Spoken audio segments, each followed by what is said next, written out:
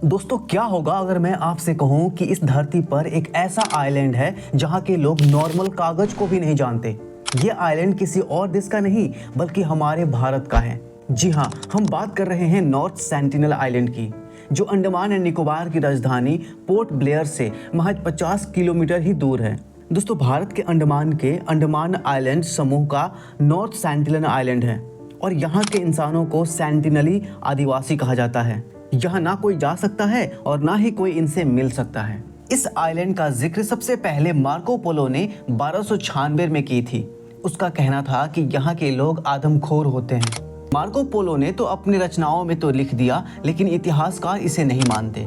North sentinel island का पहला आधिकारिक जिक्र 1771 में मिलता है, जब ईस्ट इंडिया कंपनी का एक जहाज सर्वे करने के लिए यहाँ पहुंचा था। लेकिन इस आइलैंड पर कोई नहीं उतरा। साल 1867 में एक मालवाहक जहाज इस आइलैंड के किनारे क्रैश हो गया था। तभी इस आइलैंड पर रह रहे सेंटिनली आदिवासी इस जहाज पर अचानक से हमला कर देते हैं। इस जहाज पर सवार ब्रिटिशर्स अपनी जान बचाने में सफल तो हो गए, लेकिन उसके बाद British novel officers Morris Portman ने इस आइलैंड पर रह रहे सेंटिनली आदिवासियों के बारे में जानने की इच्छा जाहिर हुई। तब उसने अपने सैनिकों के साथ इस आइलैंड पर पहुंचा। काफी खोजबीन के बाद उन्हें एक बूढ़ा, एक औरत और 4 बच्चे मिले। सेंटिनली आदिवासियों को पकड़कर पोर्ट ब्लेयर ले जाया गया। आदमी और औरत कुछ ही दिनों में मर गए। उसके बाद जब बच्चों की तबीयत खराब होने लगी तो पोर्टमैन ने उन्हें वापस उस आइलैंड पर छोड़ दिया। शायद इसी वजह से सेंटिनली आदिवासियों के मन में बाहरी इंसानों के प्रति नफरत सी फैल गई। उसके बाद जब एक कैदी गलती से भागकर इस आइलैंड पर आ गया था तो उसे भी इन आदिवासियों ने मार दिया। 70 साल तक इस आइलैंड के नज़दीक कोई नहीं गया। लेकिन जब भारत आज़ाद हुआ तब भारत सरकार की तरफ से इन सेंटिनली आदिवासियों से कांटेक्ट बनाने की कोशिश की गई थी। और जब ये आइलैंड काफ़ी चर्चा में आ गया तो 1974 में नेशनल जियोग्राफिक की टीम डॉक्यूमेंट्री बनाने के लिए आई।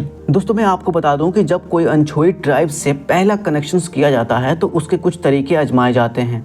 भाषा से तो बात नहीं की जा सकती है, इसलिए कुछ गिफ्ट्स देकर कांटेक्ट बनाया जाता है और इसके साथ ही इशारों से भी बात करने की कोशिश की जाती है। नेशनल जियोग्राफिक की टीम इसी तरीके को अपनाई, लेकिन जैसे ही उनकी नाव इस आइलैंड के करीब पहुंची तो सेंटिनली आदिवासियों ने इन पर तीर चलाना शुरू कर दिया। एक तीर सीधा डायरेक्टर को जा लगी। इसके बाद इस डॉक्यूमेंट्री को वहीं पर बंद कर दिया गया।